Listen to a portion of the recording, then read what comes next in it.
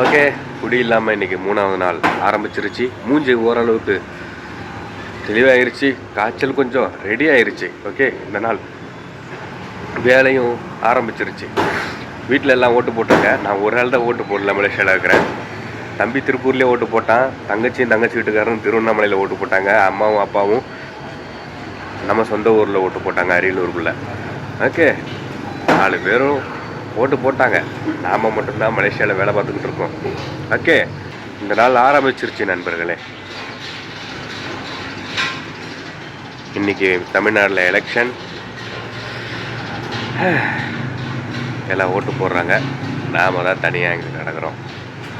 Okay, இந்த நாள் ஆரம்பிச்சிருச்சு, வேலையும் ஆரம்பிச்சிருச்சு. இப்போ கூட வேலை செய்யக்கூடிய ஒரு பையன்கிட்ட நான் பழைய கடையில் எப்படி சர்வைவ் ஆகி மலேசியா வந்தப்போ எப்படி இருந்தேன், அதுக்கப்புறம் எப்படி நான் ரொட்டி கஷ்டம் எவ்வளோ சீக்கிரத்தில் ஆனேன், எப்படிலாம் சர்வைவ் ஆனேன், கூட சேரவங்க கூட எவ்வளோ சண்டை சச்சரவுகளை நான் மேற்கொண்டேன் அப்படிலாம் சொல்லி பார்த்தா என்னை நினச்சி எனக்கே பெருமையாக இருக்குது. நம்ம இவ்வளோ தூரம் வந்திருக்கோமான்னு, கெத்து தான் இல்லை அப்படின்ற மாதிரி ஆச்சு. நம்ம இவ்வளோ தூரம் வந்திருக்கோம் அப்படின்னு சொல்லி. ஓகே, அந்த பையனுக்கும் ரொம்ப இன்ட்ரெஸ்டிங்காக இருந்துச்சு ஸ்டோரி. சொல்ல எனக்குமே நம்ம இந்தளவுக்கு பண்ணியிருக்கோம்ல அப்படின்னு சொல்லி தோணுச்சு. முதலாளி எனக்கு ஒரு டேப்லெட் ஒன்று கொடுத்தாரு. நான் இங்கேயும் வேலை பார்த்துட்டு உள்ளேயும் வேலை பார்த்துட்டு வெளியவும் வேலை பார்த்துருந்தேன். ஒரு பையன் ஒரு 5 நாளாக லீவு, வயிற்றில் அவனுக்கு கல் இருக்கான் ஏதோ, அதனால் அவன் லீவு. வெளியே வேலை பார்த்துக்கிட்டு இருந்தேன், ஆள் இல்லைன்னு சொல்லி நானாக தான், அது எக்ஸ்ட்ரா வேலை நானாக தான் பார்த்தேன். அதுக்கு வந்துட்டு ஓனர் பிடிச்சி போச்சு நம்மளை. திடீர்னு எதிர்பாராமல் ஒரு சோலிபால், அது நான் அங்கே பழைய கடையில் வேலை செய்யும்போதே போட்டிருக்கேன், யூஸ் பண்ணியிருக்கேன். அந்த மாத்திரை கொண்டு வந்து கொடுத்தாரு. அது தண்ணியில் சுடுதண்ணில் போட்டு குடிக்கனாரு. நான் 100+ போட்டு குடிச்சிருக்கேன். சுடுதண்ணில் போட்டு குடித்தேன். ஒன்று தான் கொடுத்தாரு. உடனே உடம்புலாம் வெறுத்து ஓரளவுக்கு நான் பரவாயில்ல. அப்புறம் பசிக்க ஆரம்பிச்சிச்சு. சாப்பிட்டுட்டு இப்போ தான் சாப்பிட்டுட்டு திரும்ப அதே சோலிபால் மாத்திரை வாங்கிட்டு வந்து நான் 2ஆக போட்டு 100+ பெரிய கேன் வாங்கிட்டு வந்து ஊற்றி இப்போ தான் குடிச்சிட்டு உட்காந்துருக்கேன். இப்போ அந்த மாத்திரை அவர் கொடுத்ததில் நான் நிறைய டைம் போட்டிருக்கோம் சொல்லிப்பாது, எனக்கு வந்துட்டு அது வேலை செஞ்சதில்லை. அவர் நான் 2 போடுவேன், 2 போடணும் அப்போ தான் கேட்கும். அவர் 1 தான் கொடுத்தாரு. 1 தான் அவர்கிட்ட இருந்திருக்கும் போல்.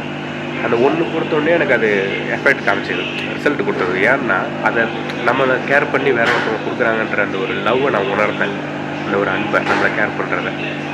நம்ம தனியாக இருக்கோம்ல மலேசியாவில், இதே எங்கள் வீட்டில் எல்லாம் இருந்ததுனால என்னை எப்படி திரும்ப பார்த்துட்டு இருந்திருப்பாங்க. காய்ச்சல்னா இன்னுமே சரியாக இல்லை. இவ்வளோ நாள்லாம் வராது காய்ச்சல், ஆனால் இது இன்னமும் அதிதீவிரமாக வந்துக்கிட்டு இருக்குது. ஓகே, நோ ப்ராப்ளம், பார்த்துக்கலாம். வேலையே ரொம்ப கடுமையாக தான் போய்கிட்டு இருக்குது. அது நாளைக்கு விடிச்சா வெள்ளிக்கிழமை, சனிக்கிழமை, ஞாயிற்றுக்கிழமை இந்த 3 நாள் அடி பிரித்து மேய்ஞ்சிருவாங்க. வெள்ளிக்கிழமை கூட ஒன்றும் மேட்டர் இல்லை, தட்டி விட்டுறலாம். சனி ஞாயிறுலாம் அடி கொண்டு எடுத்துருவாங்க ஆர்டரு. அதுக்குள்ளே உடம்பு ரெடி பண்ணிடணும். ஓரளவுக்கு பரவாயில்ல.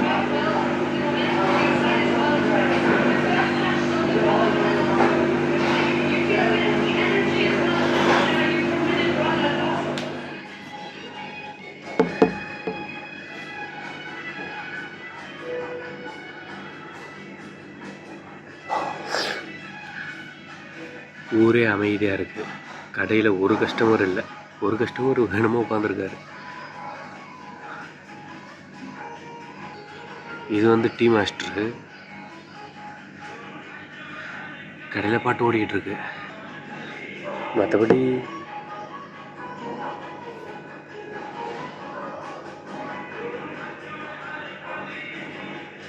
மயான அமைதியாக இருக்குது.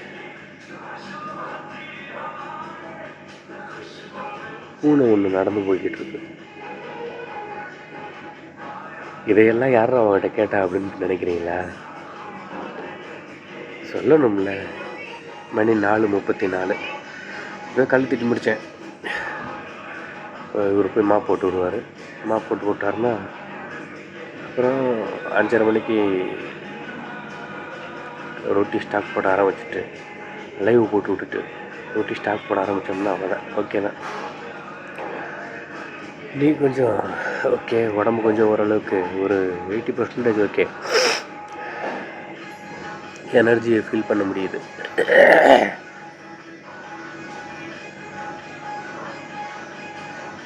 நாயகன் மீண்டும் வரார் அப்படிங்கிற மாதிரி இருக்குது. அந்த ரிலாக்ஸ் ஆன அந்த தாக்கத்திலேருந்து நான் வெளியே வர்றேன், அதை ஃபீல் பண்ணுறேன்.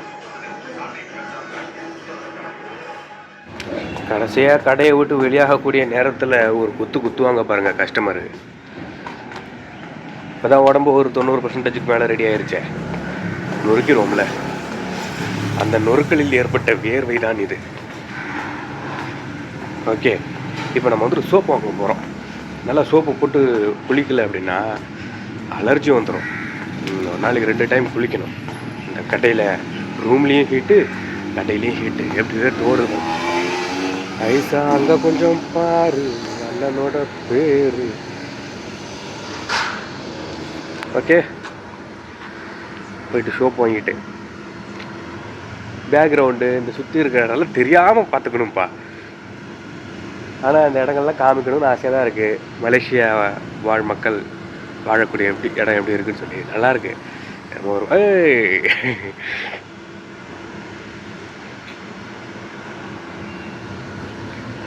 மலை, பள்ளம், பில்டிங், இது ஒரு பஸ் ஸ்டாண்டு மாதிரி. ஓகே ஓகே, அதுக்கு மேலே மெய் மறந்து காமிக்க ஆரம்பிச்சேன்னா அப்புறம் தெரியும். ஓகே, விஷயம் தெரியுமா நண்பர்களே, நம்மளோட யூடியூப் சேனல் மூலமாக இங்கே மலேசியாவில் வாழக்கூடிய ஒரு பையனும் ஒரு பொண்ணும் கான்டாக்டு நம்ம லைவ் மூலமாக அவங்களுக்குள்ளே ஷேர் பண்ணி அவங்களுக்குள்ள 3 மாதமாக கான்டாக்டு அவங்க தொடர்பு பேசியிருந்து அவங்களுக்குள்ள ஏதோ ஒரு பிரச்சனை போல்.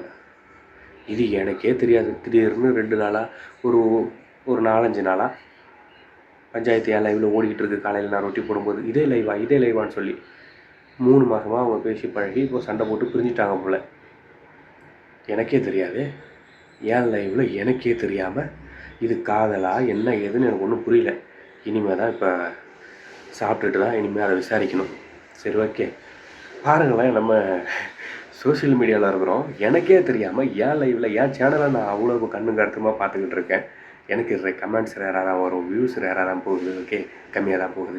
இதுலேயே எனக்கே தெரியாமல் என் கண்ணில் மண்ணை தூவி காதலா, ஐ டோன்ட் நோ.